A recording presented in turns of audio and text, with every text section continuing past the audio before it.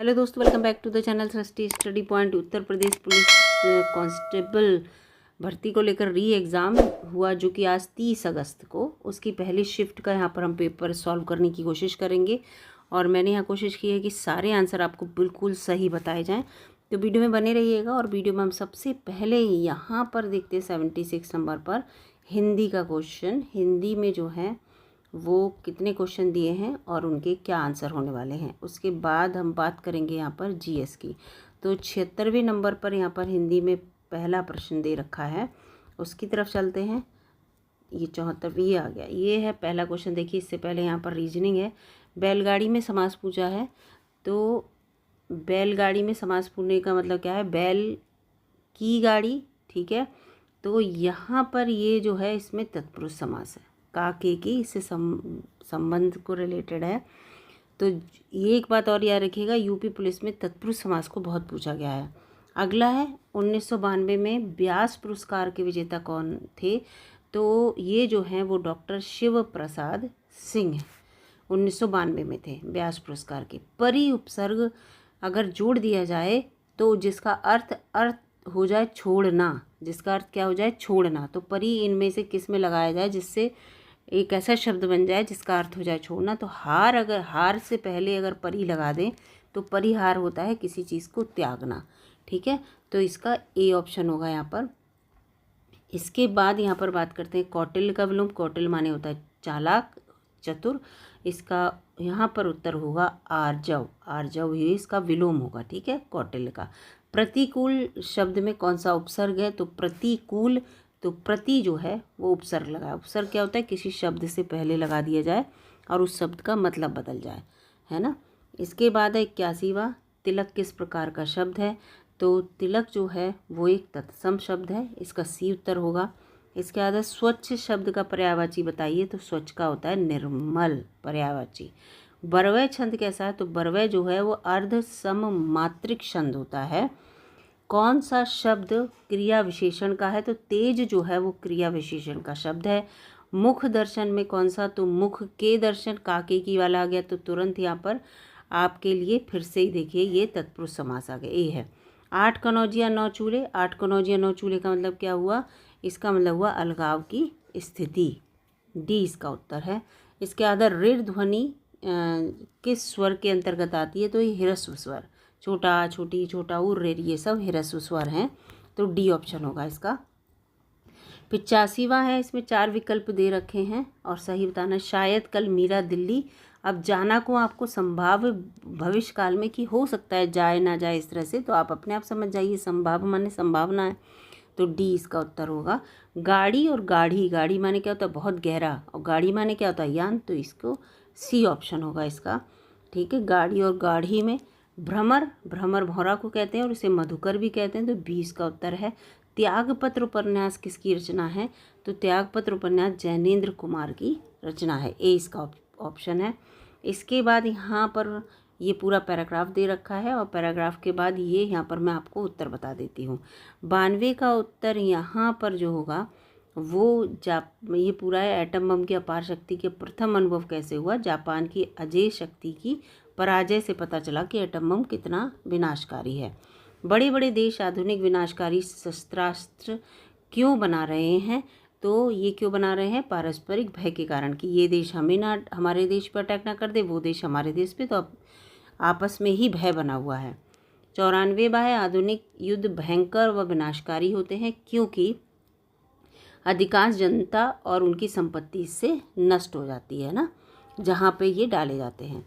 इस गद्यांश का मूल कथ्य क्या है, तो इसका है निशस्त्रीकरण और विश्व शांति, बी इसका ऑप्शन है। इसके बाद भयंकर विनाशकारी आधुनिक शस्त्रास्त्रों को बनाने की प्रेरणा किसने दी, तो इसके अंतर्गत होगा जापान के विनाश ने, कि पता चला ये कितने स्ट्रांग है तो बनाना चाहिए जिससे कि हम दूसरे देश से बच सके, इस तरह से रहता है ना। फिर 97वां ये आ गया, ये तो पैराग्राफ से थे, अभी नॉर्मल आ गए व्याकरण से।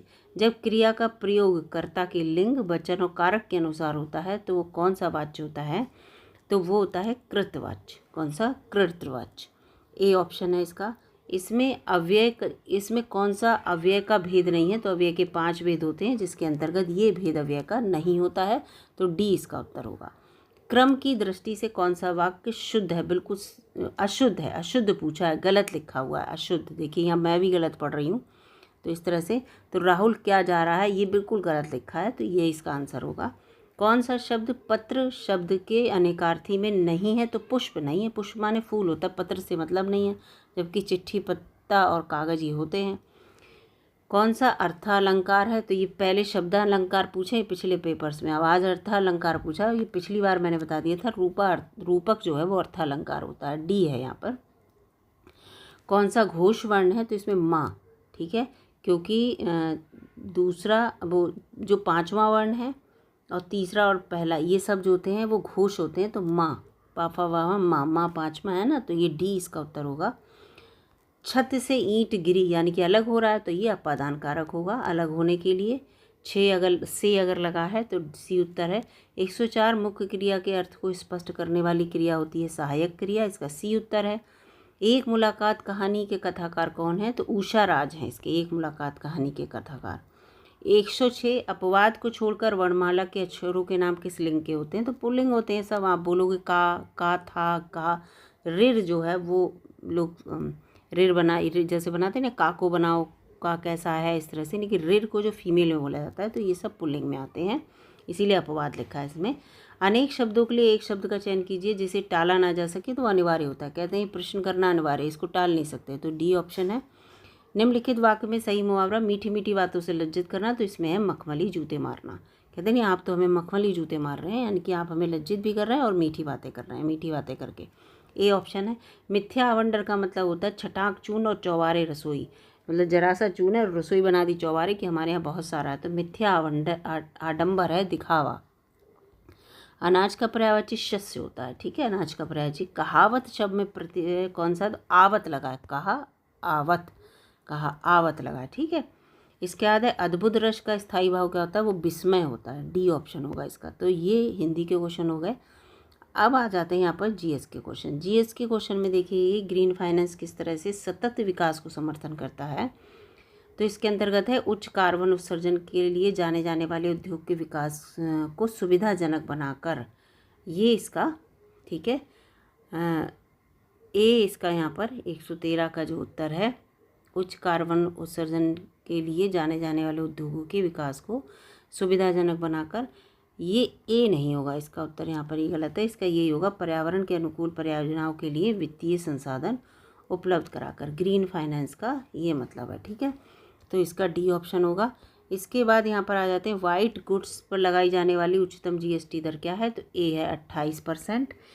भारत का सबसे बड़ा वन कौन सा? तो सबको पता है सुंदरवन डेल्टा जो वेस्ट बंगाल में है, ये सबसे बड़ा वन है। सी लठमार होली बरसाना में खेली जाती है, बी उत्तर है 116 का।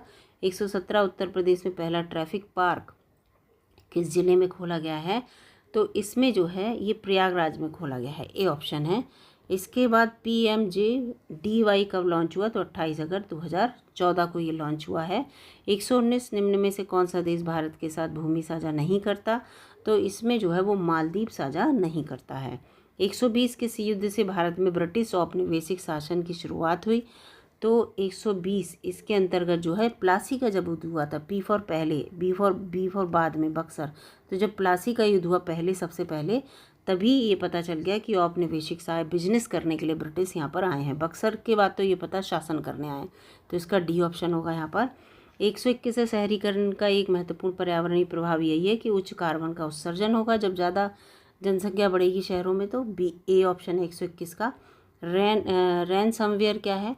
तो रैनसमवेयर जो है 122 के अंतर्गत, इसमें एक ऐसा सॉफ्टवेयर जो फाइलों को एनक्रिप्ट करता है और फिरौती की मांग करता है, डी ऑप्शन होगा इसका। इसके आधार सदगति पुस्तक जिस पर एक फिल्म बनी है किसके द्वारा लिखी गई है? वो प्रेमचंद, सी इसका उत्तर है 123 का। इसके बाद 124वां है निम्न में से कुछ पूर्व भारतीय प्रधानमंत्री को भारत रत्न नहीं मिला है? तो मनमोहन सिंह जी को 124, इनको वो नहीं मिला है भारत रत्न, और सबको मिला है जो इसमें दिख रहे हैं। भारत के प्रथम जनगणना किस शासक के काल में हुई थी? तो वही मयो के काल में हुई थी, ठीक है, मयो के काल में, सी ऑप्शन है इसका। इसके बाद 126वां है यहाँ पर कि का अर्थ है कि अन्य व्यक्ति की वेबसाइट पर बलपूर्वक नियंत्रित स्थापित करना। तो वेब हाईजैक वेब को आप हाईजैक कर लेंगे तो वही है, दूसरे की आप उसने हाईजैक कर ली दूसरे का अपने वेबसाइट को, तो इसका सी ऑप्शन है यहाँ पर। ये 127 है, भारत और बांग्लादेश के बीच किस नदी के कारण विवाद उत्पन्न हुआ है, तो इसमें तिस्ता नदी के कारण, ए ऑप्शन है इसका। ठीक है, इसके बाद प्रथम विश्व युद्ध कब हुआ था, तो 1914 में स्टार्ट हुआ था प्रथम विश्व युद्ध, डी ऑप्शन है इसका 128 का।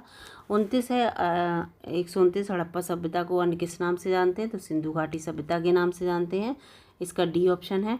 इसके बाद भारत में जीएसटी के जनक किसे माना जाता है, तो वो अटल बिहारी वाजपेयी जी को माना जाता है। ठीक है, केलकर समिति आप सभी को पता होगी जिन्होंने पढ़ाई की होगी। 131वां, किस सोशल मीडिया प्लेटफॉर्म ने इंस्टाग्राम स्टोरीज और स्नैपचैट स्नैप्स के समान फ्लीट्स की अवधारणा को पेश किया, तो एक्स, जिसे ट्विटर कहते थे पहले, अब एक्स हो गया, सी ऑप्शन है इसका। 132वां है, कौन सा शब्द विशिष्ट नियमों के अनुसार टिप्पणियों अवलोकनों को संख्याएं निर्दिष्ट करने की प्रक्रिया का वर्णन करता है, तो 132 के अंतर्गत है ये विश्लेषण, जो एनालिसिस है ना वो। ठीक है, इसके बाद है 133, कि संविधान के कौन से अनुच्छेद के अनुसार अभिव्यक्ति की स्वतंत्रता हमें मिली हुई है, तो इसमें जो है अनुच्छेद 19 के तहत।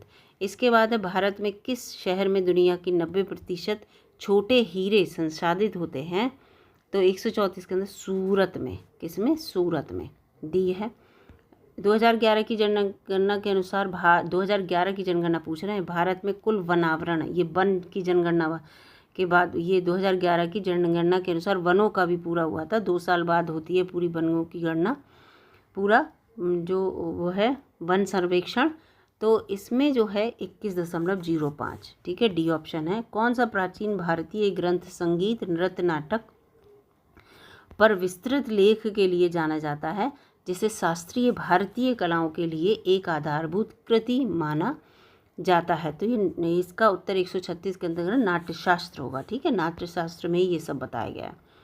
इसके बाद 137 है, अंतर्राष्ट्रीय पुनर्निर्माण एवं विकास बैंक IBRD क्या है, तो इसके अंतर्गत ये एक वैश्विक वित्तीय संस्था है जो छोटे व्यवसायों को माइक्रो फाइनेंस ऋण प्रदान करती है, डी इसका ऑप्शन होगा।